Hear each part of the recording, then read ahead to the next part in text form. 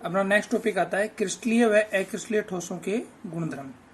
इसमें ज्यामिति हमने पढ़ लिया अभी कि क्रिस्टलीय ठोसों की ज्यामिति निश्चित पाई जाती है जबकि अक्रिस्टलीय ठोसों की ज्यामिति अनिश्चित पाई जाती है।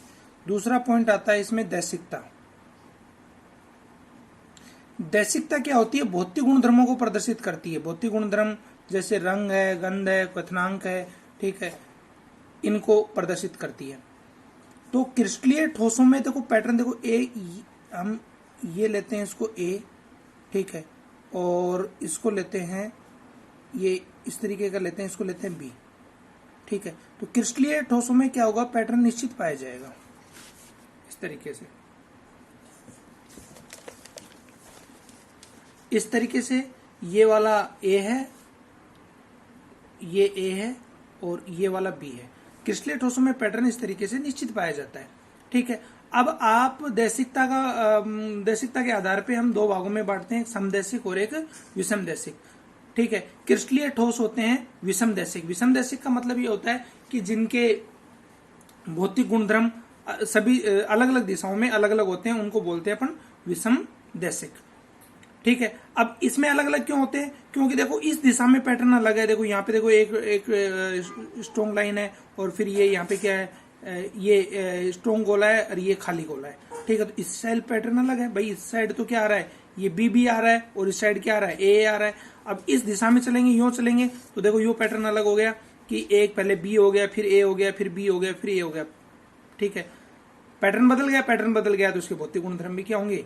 बदल जाएंगे। तो क्रिस्टलीय ठोसों के भौतिक गुणधर्म अलग अलग दिशाओं में अलग अलग होते हैं जबकि अक्रिस्टलीय ठोसों में समान होते हैं। अक्रिस्टलीय ठोसों में समान कैसे होंगे? देखो अक्रिस्टलीय ठोसों में क्या होगा? पैटर्न निश्चित नहीं पाया जा रहा। इसमें देखो पैटर्न निश्चित नहीं पाया जा रहा, ठीक है, कि ये पहले ए बी है, बी बी है, अब यहाँ पे ए बी हो सकता है, बी हो सकता है, ए बी हो सकता है, बी हो सकता है, तो उसमें पैटर्न निश्चित नहीं है। तो इस दिशा में भी वही पैटर्न मिलेगा, इस दिशा में भी वही पैटर्न मिलेगा। इस वजह से इनके भौतिक गुणधर्म सभी दिशाओं में समान होते हैं। किसमें? विषमदैशिक में। विदलन। विदलन का मतलब ये होता है, विदलन का मतलब ये होता है, ठीक है, कि जब हम किसी धारदार चीज से उसको काटें तो क्रिस्टलीय ठोसों में चिकनी सतह प्राप्त होती है और अक्रिस्टलीय ठोसों में खुरदरी सतह प्राप्त होती है। और इसी कारण से अक्रिस्टलीय ठोस भंगुर प्रकृति के भी होते हैं, ठीक है।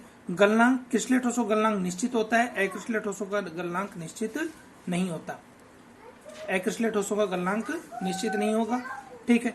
देखो जैसे जल है, ठोस अवस्था में बर्फ है तो क्रिस्टलीय ठोस है। क्रिस्टलीय ठोस है तो इसका फिक्स है क्वथनांक 100 डिग्री, गलनांक भी फिक्स है, जबकि अक्रिस्टलीय ठोसों का गलनांक और क्वथनांक फिक्स नहीं होते, ठीक है। इसका ग्राफ देखें, जैसे किसी का क्वथनांक इस ताप के इस बिंदु पर है तो आप उसको कितना भी ताप दे लें, जल का जैसे 100 डिग्री सेंटीग्रेड है तो आप उसको कितना भी ताप दे लें, उसको आप 101 डिग्री नहीं कर सकते। उसके पानी के ताप को 100 डिग्री ही रहेगा, ठीक है। और इसमें अगर कोई ठोस है, अक्रिस्टलीय ठोस है, अगर वो 25 डिग्री पर पिघलना शुरू होता है तो पूर्ण पिघलते पिघलते टेम्परेचर 30 डिग्री भी पहुंच सकता है, ठीक है। तो इसका गलनांक परास में होता है, रेंज में होता है, ठीक है।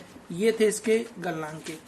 अक्रिस्टलीय ठोसों को हम अतिशीतित द्रव भी कहते हैं, सुपर कूल्ड लिक्विड भी कहते हैं, ठीक है। क्यों? क्योंकि इनमें द्रवों के समान बहने की प्रवृत्ति पाई जाती है, ठीक है। तो ये आपको इंपॉर्टेंट भी है, नोट लगा के भी आपको लिखना है कि हम अक्रिस्टलीय ठोसों को अतिशीतित द्रव कहते हैं क्योंकि इनके द्रवों के समान बहने की प्रवृत्ति पाई जाती है। नेक्स्ट टॉपिक आता है अवयवी कणों के मध्य आकर्षण बल के आधार पर, ठीक है। देखो दो अवयवी कण होते हैं, जैसे ये एक क्रिस्टलीय ठोस, एक ये इससे बना है, एक इससे बना है और एक ये है, दो पार्टिकल्स हैं। इनके बीच में जो आकर्षण बल है उसको बोलेंगे अंतरा आणुक आकर्षण बल और इस स्थान को बोलते हैं अंतरा आणविक स्थान, ठीक है। तो इसके आकर्षण बल जिसमें ज्यादा है किसमें कम है, ठीक है, उसके आधार पे हम इसको 4 भागों के अंदर डिवाइड करते हैं, ठीक है। सबसे पहला आता है इसमें आणविक ठोस। पहला आणविक ठोस।